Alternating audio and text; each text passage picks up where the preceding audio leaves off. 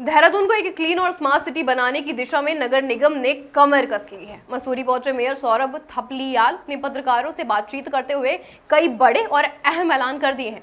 जी हां, मेयर ने बताया कि शहर में अब सप्ताह में 6 दिन गीला और 1 दिन सूखा कचरा अलग अलग इकट्ठा किया जाएगा। इस व्यवस्था की शुरुआत 5 वार्डों में ट्रायल के तौर पर की जाएगी। नागरिक अगर कचरा सेग्रीगेट करके देंगे तो उन्हें राहत मिलेगी, लेकिन लापरवाही करने वालों पर जुर्माना भी लगाया जाएगा। मेयर सौरभ थपलियाल ने बताया कि उनकी टीम ने देश के अन्य शहरों से कचरा प्रबंधन के मॉडल को समझा है, जिसे अब देहरादून में लागू किया जाएगा। उनका लक्ष्य सिर्फ सफाई नहीं है, बल्कि पर्यावरण के अनुकूल और टिकाऊ विकास सुनिश्चित करना है।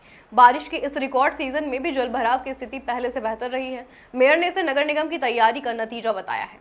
नालों की गहराई बढ़ाई गई और जल निकासी की बेहतर व्यवस्था की गई। अब तक 29,000 हेक्टेयर टन मलबा और कचरा हटाया जा चुका है। इसके अलावा शहर में टैक्स सुधार, घरेलू और व्यावसायिक सर्वेक्षण और अवैध कब्जों के खिलाफ कार्रवाई की योजना तैयार की जा रही है, जिससे देहरादून को एक सस्टेनेबल और स्मार्ट सिटी के रूप में विकसित किया जा सके।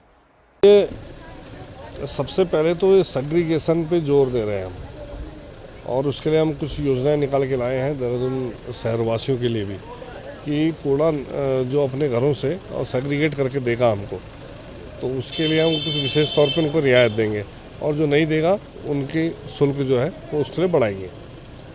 तो एक तो इस प्रकार से। दूसरा क्या है कि एक आधा हमने इसमें और कुछ सोचा है कि हम 6 दिन लगातार जो है वो गीला कूड़ा उठाएंगे घरों से, सूखा कूड़ा नहीं उठाएंगे। 7वां एक दिन जो रहेगा वो सिर्फ सूखे कूड़े के लिए रहेगा, और इसके माध्यम से भी हम कुछ जगह से पायलट प्रोजेक्ट के तौर पे प्रयोग कर रहे हैं।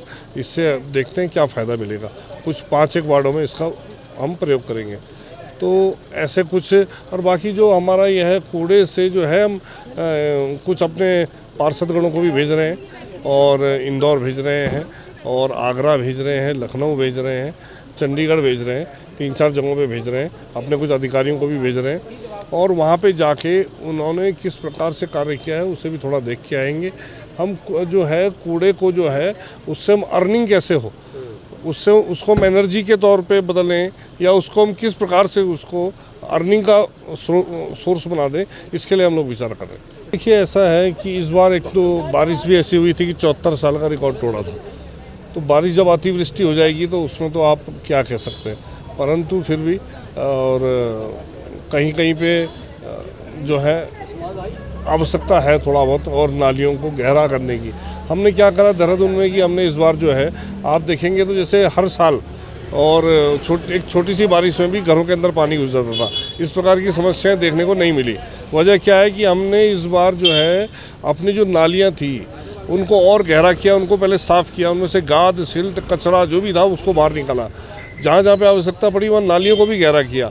इसके अलावा जो हमारी नाले हैं, नाले शहर के, उन नालों को हमने उसके अंदर कम से कम 4-4, 5-5 फुट तक उसको और नीचे तक गहरा किया, उनके तलों को गहरा किया।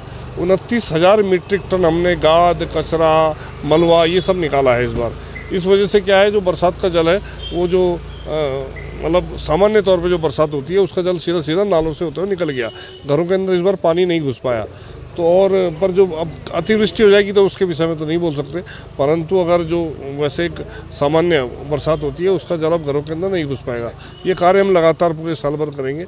अभी 29,000 मीट्रिक टन हमने उसमें से निकाला है, और अब इसके बाद भी हम लगातार उसे हर महीने 1-आध हफ्ता सिर्फ इसी काम के लिए कि नालों को और गहरा करते रहें, उन्हें साफ़ करते रहें, उन्हें उनके मूल स्वरूप में लेके आते रहें।